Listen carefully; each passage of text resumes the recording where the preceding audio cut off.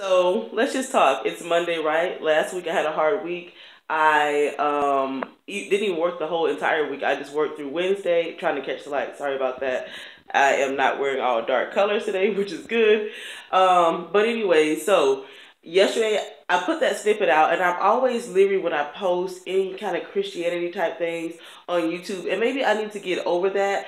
And I'll tell you why. Last year I was watching two different girls have go on these journeys about self betterment, and I don't want to say too much about it because I don't want to reveal it.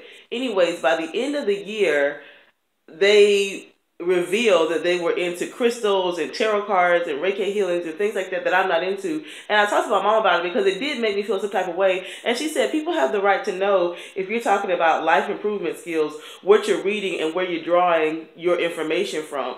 And I don't know how I felt about that initially, but I think on my channel, I do want to be transparent because people have a right to know, if you're telling them how to be positive and how to cope with things in life, what are you basing that on? You know, whether they believe in what you're basing it on or not, that's up to them. You know, so yesterday I went to church and I posted that snippet, and that was not even the whole entire message. The message was very Christian. It was about Jesus being in the garden just before being crucified, and how he was alone, and how he called three people to come with him to pray, and they kept falling asleep when he needed them to pray. He knew he was going to be crucified the next day, and the three disciples, they couldn't even stay awake to pray for him. And so that's when he got into like being alone. But the whole thing was about being at a pressure point, because the garden that Jesus was in was a place for olives to be crushed, and how olives are one of the few things that are produced just to be crushed. And there's so many different things in your life that will be crushed. I don't care who you are. Your hopes and your dreams will be crushed. The guy sitting next to me in church, he cried the whole entire time after the service. I said, let me pray with you, okay? Because that's something, as a young person, I think that our society is not teaching, is that you are not all powerful and you cannot plan it out. And even if you plan it out and it looks like it comes to life, it can still die on you. You know what I mean? It will still break your heart, and you have to be prepared for that. I think the first time is going to be a shocker whenever that breaks loose in your life, and you may find yourself in the fetal position. But after that, know that it can happen again. And for me, the word again is really important. I've been reading a book by Ayala, which is like so crazy. But it's like a devotional, like a self-work thing. Anyways, long story short, it's a page a day. And that morning I had read where she was like, release yourself and believe that you can do it again. That every day is an opportunity for you to do it over, for you to do it better. You get so many different chances, and then that tied right back into the service.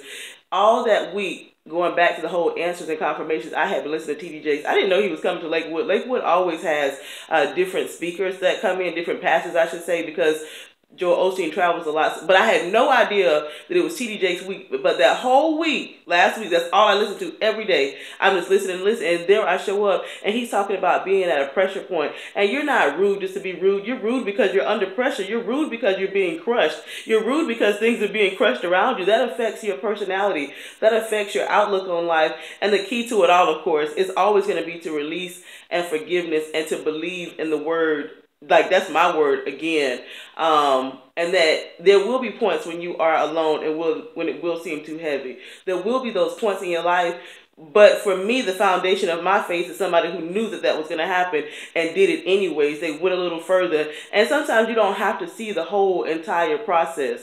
You know what I mean? And I think that's what's kind of getting into my head when I'm watching, like when I'm watching on the internet, like on Instagram. I love those entrepreneurship pages, you know what I mean? Even though I don't really see myself being an entrepreneur, I do, but it seems like a mountain, you know what I mean? Like, whoa. And one girl was like, you just have to get started. You may not be able to see the whole entire thing. And they talked about the word faith in church and how faith is the currency. Faith is the currency of the spiritual life, especially the Christian life. It's what you cannot see, because if you really could see it all, you would not need faith. And it's that mustard seed that we, for some reason, refuse to place value on. So, you know, there's a lot of food for thought for me in there. Just how you're too old to go back, you know, and I'm too old to hold on to things that are going to hold me back as well.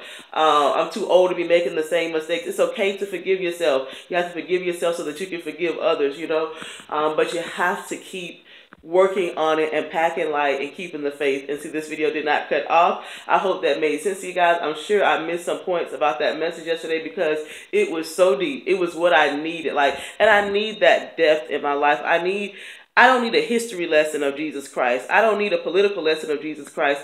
I need a lesson that I can walk this day-to-day life with. That's why I see myself with that particular religion, I should say. It's more to me than that. I think that any kind of spiritual practice, you guys know I'm always open. If you notice the words that I use is important. I don't care if you are Muslim or Jewish or Buddhist or whatever. There's not enough feeling for most people. They're not tapping into whatever they know brings them a source of peace and energy. And life is bigger than yourself, because as much as I sit on here and I give you guys positive words and positive messages,